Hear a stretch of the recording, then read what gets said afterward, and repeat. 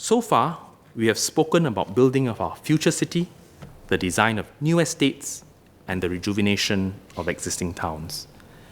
An equally important but less frequently talked about aspect of our work is the active maintenance of our city, our estates, and our infrastructure as they age.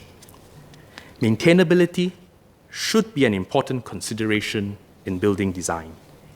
HDB, for example, takes into account maintenance considerations upfront in the design of BTO and upgrading projects with a focus on design and detailing, material and finishes, and access for maintainability.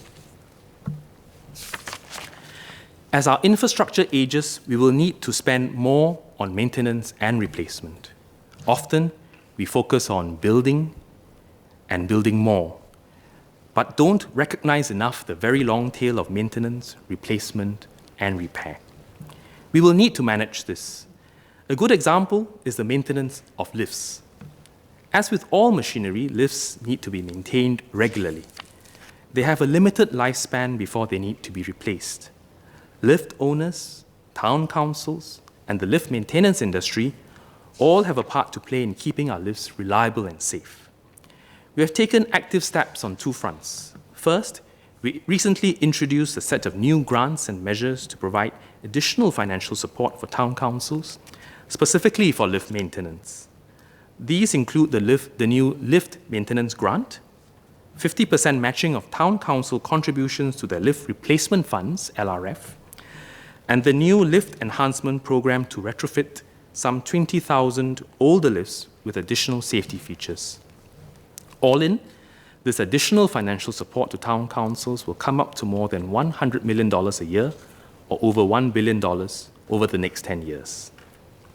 Second, we have enhanced BCA's regulatory regime to strengthen our oversight of lifts. And third, we are also working with the industry to ensure a competent and sustainable lift maintenance workforce. These include building up technical competencies, attracting more locals to the sector, and improving productivity by encouraging the adoption of new technologies. On a related note, Mr. Faisal Manap suggested that better heat insulation for lift shafts that are exposed to direct sunlight be provided, and he highlighted certain shafts in his estate. I don't have exact details, but we will follow up on them. Generally, to mitigate the heat built up in lift shafts, an insulation layer is incorporated in the cladding for all lifts. The lift cars are also designed to be well ventilated with mechanical fans to improve the air quality and to purge trapped heat when the car doors open. For lift shafts that are exposed to direct sunlight, additional measures such as increasing the capacity of the mechanical fans or programming the lift cars to allow the lift doors to remain open when not in use can be adopted. But I don't know the details for Mr. Faisal Manap. We'll follow. Another aspect of maintenance we have been looking at is our building facades all over the city. Presently, BCA requires building owners to ensure that their buildings, including exterior features like windows and air conditioning units, are properly maintained. BCA can require rectification if maintenance is poor. For HDB blocks, while maintenance of facades comes under the purview of town councils, HDB has in place several measures to assist them, such as the co-payment scheme since 2004 for the repair of facade finishes, audit inspection checks by HDB officers, and conducting technical training for all town councils twice a year since 2010.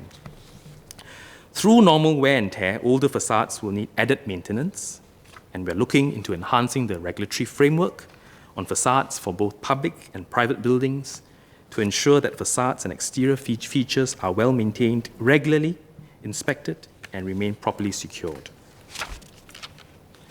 Sir, maintaining our city includes checking and maintaining also our greenery, a point that Mr. Dennis Tan has made. This is important for us as a city and garden with some 7 million trees around the island. The number of tree failures has dropped around threefold from 2001 to 2016 with the introduction of NPark's Comprehensive Tree Management Program. So the numbers are from about 3,000 cases of tree failure a year in 2001 to over 800 cases in 2016, against a backdrop of 7 million trees in total, 2 million along streets, streetscapes, parks that NParks specifically focuses on. But we are deeply saddened each time such incidents cause injury or loss of life. Behind the scenes, NParks officers and contractors work hard to ensure that trees are healthy and safe. NParks has a comprehensive tree management program that includes a regime of inspections and prunings. This is aligned with international standards. Tree inspection is carried out only by certified professionals, and records are digitalized to facilitate information retrieval and to ensure that trees under NParks are checked and maintained according to schedule. This system also enables NParks to zoom in on and preemptively replace storm-vulnerable trees.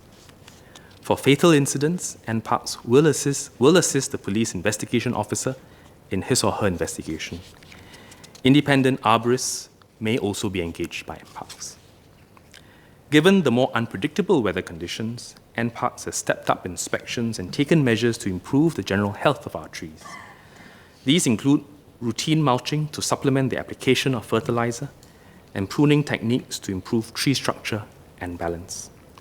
NParks is also developing modeling techniques to better understand the structural behavior of trees under heavy rain and wind, and also in microclimatic conditions. Mr. Pritam Singh had suggested that we review tree replacement guidelines in mature HDB estates, and he articulated various examples that his town council had encountered. When trees need to be removed, HDB seeks to ensure that existing levels of greenery are generally maintained, hence his reference to the tree replacement ratios. These tree replacement guidelines therefore take into consideration the size and amount of shade provided by the affected tree. HDB works closely with NParks to identify appropriate tree species for residential estates, and takes into account existing site conditions, such as available planting space and proximity to residential blocks. NParks and HDB are also mindful that when you plant trees in estates, you also need to take care of its impact on residents, such as falling leaves, branches, insects, birds, and the like, and tree roots.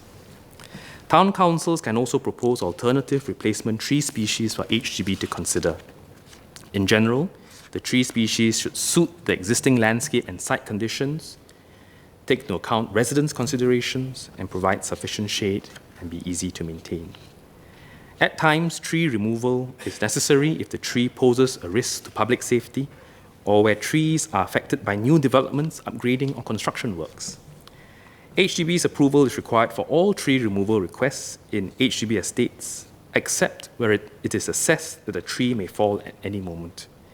In such cases, the town council should remove the tree first, without HDB's prior approval, and report the matter to HDB.